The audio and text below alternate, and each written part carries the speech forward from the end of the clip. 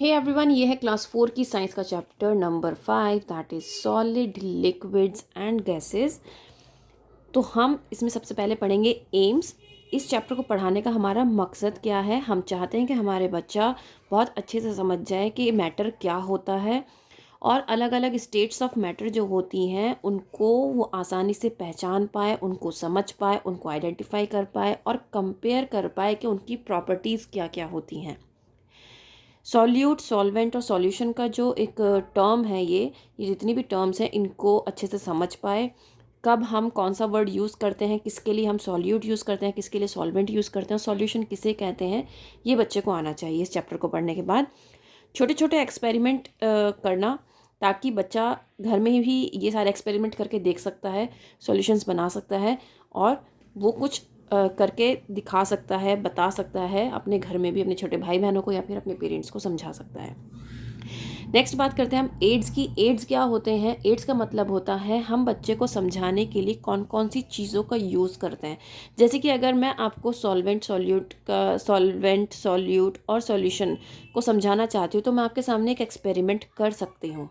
ठीक है, वो एक्सपेरिमेंट क्या होगा? शुगर वाटर को मिक्स करके जो सॉल्यूशन बनता है, राइट, उसका मैं आपको सॉल्यूशन बना के दिखा सकती हूँ, जो कि आप अपने घर में भी परफॉर्म कर सकते हो। इस तरीके से आप क्या कर सकते हो, आप कुछ करके बता सकते हो। एड्स मतलब आप टीचर, एज अ टीचर आप करके बता सकते हो, राइट। तो हम इस चैप्टर को हम पढ़ते हैं। Look around your room. अपने रूम में चारों तरफ देखिए। You will see doors, windows, books, boxes, tumblers, water bottles, pens, CDs and many other things. All these are made up of different material. अब आप अपने रूम में चारों तरफ जितनी भी चीज़ें देख रहे हैं सब अलग अलग मटेरियल से बनी है ना। जैसे कि आपका डोर और विंडो जो है वो वुड से बना है, ग्लास से बना है या फिर मेटल से बना है। बुक्स और बॉक्सेस जो हैं वो पेपर से बने हैं। टम्बलर और बॉटल्स जो हैं वो ग्लास या फिर प्लास्टिक से बना हुआ है। CD और पेन्स जो हैं वो भी प्लास्टिक से बने हैं। तो मतलब आपके चारों तरफ अलग अलग मटेरियल की चीज़ें हैं। तो अब हमें ये जानना है कि what is matter made up of. Matter किस चीज़ से बना हुआ होता है। अब आप ये देखो, पूरे वर्ल्ड में जितना भी मैटर प्रेजेंट है वो किससे बना हुआ है? मॉलिक्यूल्स से। और मॉलिक्यूल्स क्या हैं? छोटे छोटे सब्सटेंस है मैटर के, जो कि इंडिपेंडेंटली क्या करते हैं? एग्जिस्ट करते हैं। इंडिपेंडेंटली एग्जिस्ट करते हैं। कैसे करते हैं? अब आप देखो, जैसे आप कहो कि a drop of water, a drop of water आपने बोला, राइट। तो अ ड्रॉप ऑफ वाटर में कितने मॉलिक्यूल्स हैं प्रेजेंट वाटर के? वो वो क्या होंगे? वो मॉलिक्यूल्स कहलाते हैं। अब बात करते हैं हम स्टेट्स ऑफ मैटर की। स्टेट्स हमने थर्ड क्लास से हम पढ़ते आ रहे हैं। स्टेट्स कौन कौन सी होती हैं? Solid, liquid, gas. और ये आपस में इंटरचेंजेबल भी होती हैं। सॉलिड से हम लिक्विड भी कर सकते हैं, लिक्विड से सॉलिड, और ऐसे ही लिक्विड से गैस और गैस से लिक्विड कर सकते हैं। तो ये जो है इनको हम क्या कहते हैं? सॉलिड स्टेट्स ऑफ मैटर कहते हैं। तो सबसे पहले हम पढ़ते हैं सॉलिड्स के बारे में। सॉलिड्स क्या है? Hold your pencil tightly. अगर आप अपनी पेंसिल को बहुत ज़्यादा टाइट से पकड़ते हो तो आपको एक हार्डनेस फील हो रहा है या नहीं हो रहा है? अगर हो रहा है तो वो सॉलिड है और अगर नहीं हो रहा है तो वो सॉलिड नहीं है। ठीक है। सॉलिड्स की एक पहचान होती है, उनकी एक फिक्स शेप होती है, उनका एक फिक्स वॉल्यूम होता है। ठीक है, इसको आप पकड़ सकते हो क्योंकि जो मॉलिक्यूल्स होते हैं सॉलिड के अंदर वो बहुत ज़्यादा टाइटली पैक्ड होते हैं। ठीक है। अगर मैं आपसे कहूँ, ये एक मैं डायग्राम आपके सामने बना रही हूँ। ज़्यादातर आपको जो पिक्चर्स दिखाई जाती हैं, मतलब डायग्राम्स ऐसे दिया जाएगा और आपसे पूछ लिया जाएगा ये कौन सा स्टेट ऑफ मैटर है। इसका मतलब ये है, ये देखो मैंने ना मॉलिक्यूल्स जो बनाए हैं वो बहुत ही टाइटली पैक्ड बनाए हैं, मतलब स्पेस बहुत कम है ना। तो यहाँ पर क्या होता है? ये टाइटली पैक्ड होते हैं ये मॉलिक्यूल्स। इनके अंदर जो इंटर मॉलिक्यूलर स्पेस, ये जो बीच बीच में स्पेसेस देख रहे हो ना, इनको क्या कहते हैं? Inter molecular spaces.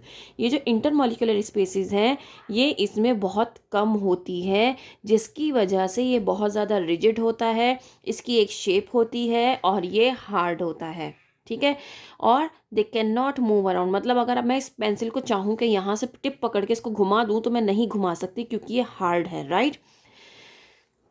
However, we can change the shape of some solids by using force. लेकिन कुछ ऐसी सॉलिड चीज़ें भी हैं जिनमें हम ज़्यादा सा फोर्स लगाएं तो वो मुड़ सकती हैं।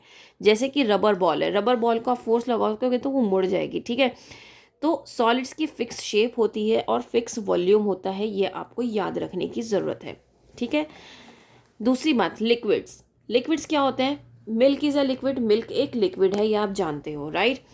क्या ये हार्ड होता है? No. Can you hold it in your hand? No, because क्योंकि इसकी कोई भी फिक्स्ड शेप नहीं होती, क्योंकि जो लिक्विड के मॉलिक्यूल्स होते हैं वो लूजली पैक्ड होते हैं। अब मैं आपको लिक्विड के मॉलिक्यूल्स बना के बताती हूँ कि लिक्विड के जो मॉलिक्यूल्स होते हैं वो किस तरह के होते हैं, कितने लूजली पैक्ड होते हैं, वो देखिए।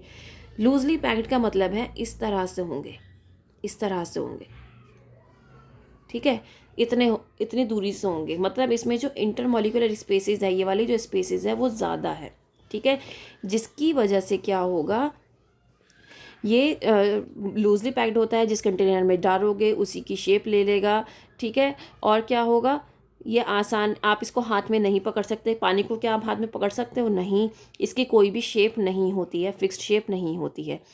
तो इसके आप पॉइंट्स देख सकते हो, कौन कौन से पॉइंट्स हैं। इसकी कोई फिक्स शेप नहीं होती है, जिस कंटेनर में डालोगे उसी की शेप ले लेगा।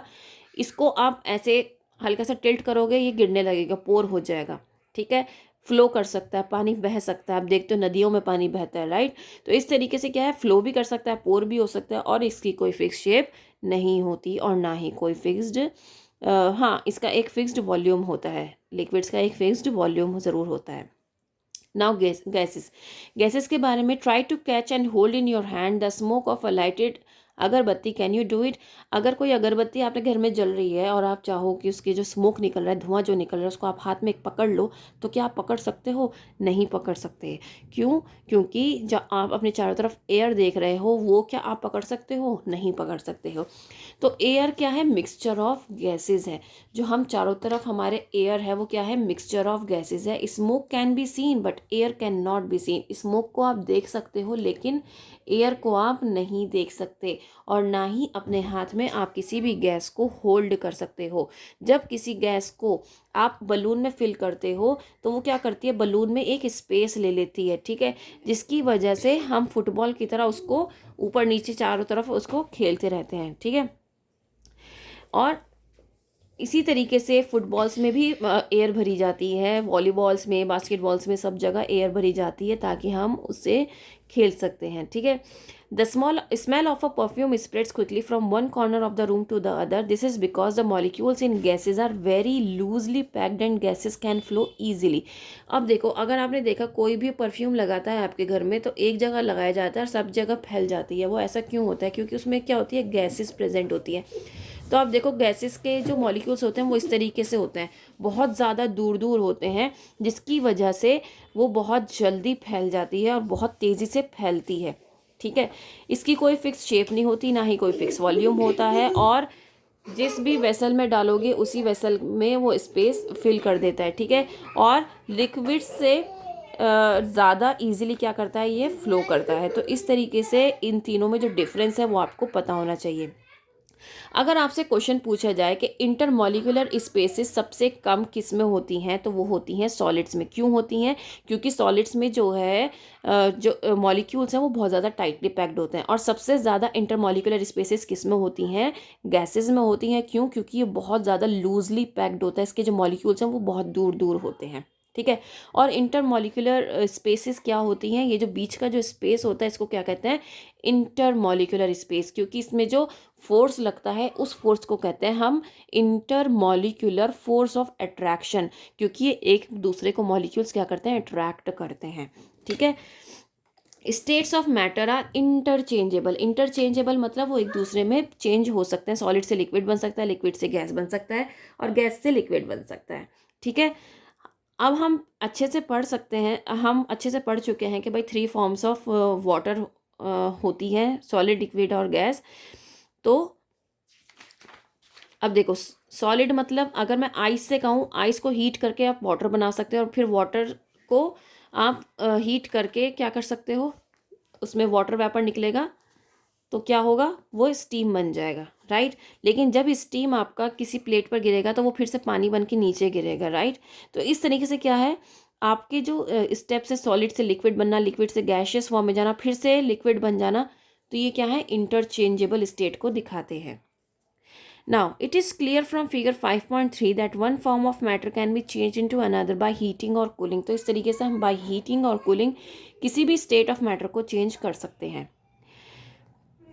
Take a wax candle, light it and let it burn, observe it carefully, what happens to the wax after some time. अब आप देखो, जब आपने देखा होगा कैंडल अगर बर्न होती है तो उसका जो वैक्स है वो नीचे गिरता रहता है ना, एक टाइम बाद वो वैक्स इस तरीके से हो जाता है। ये हमारी जो लास्ट स्टेज होती है वो ये होती है कैंडल की, ठीक है।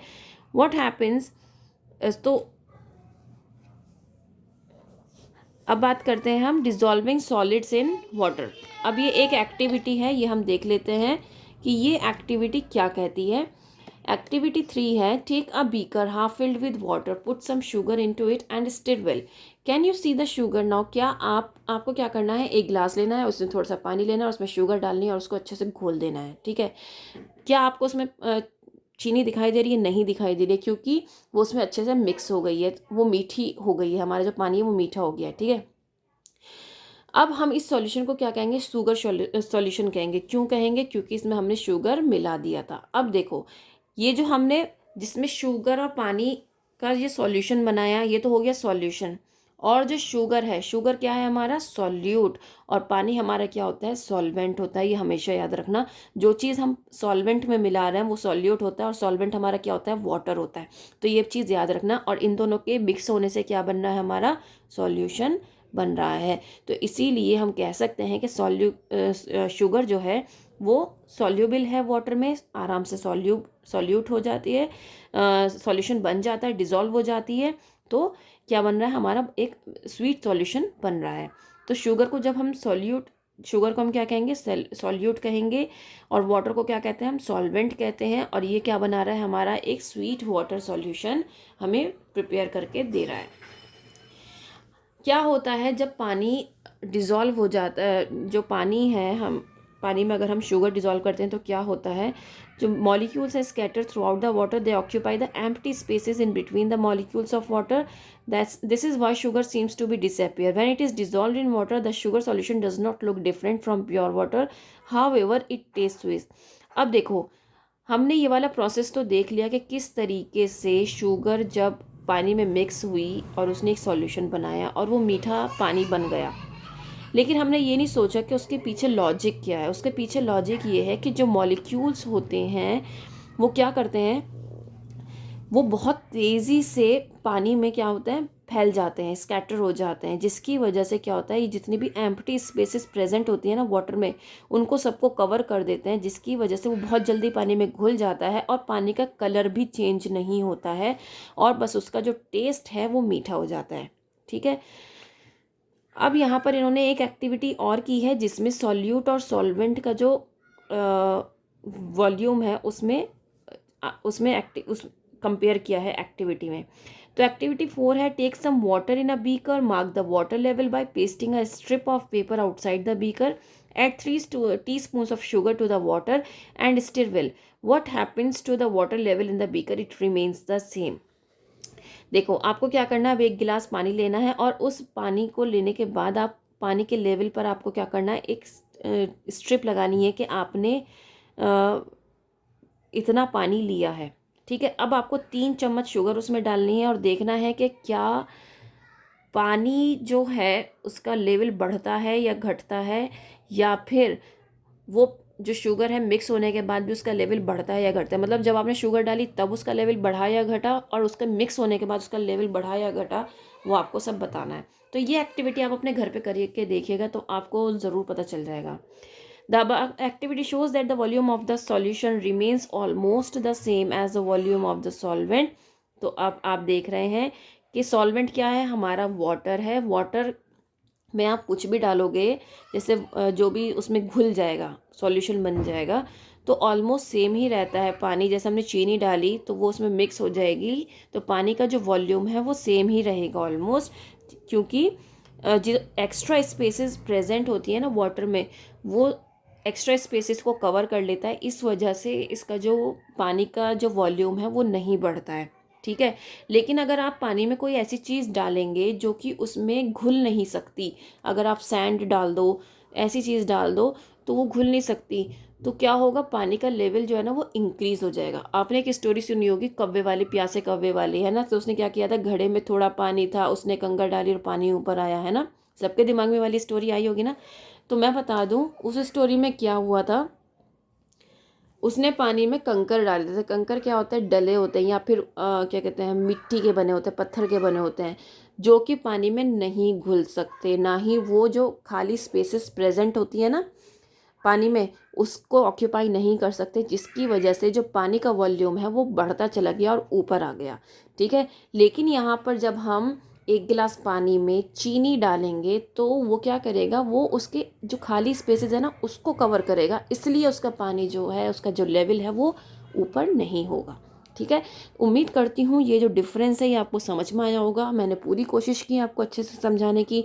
अगर उसके बाद भी कोई चीज़ छूट गई हो या रह गया हो, आप मुझसे पूछ सकते हैं कमेंट करके, मैं आपको ज़रूर बताऊंगी। That's all for now, thank you.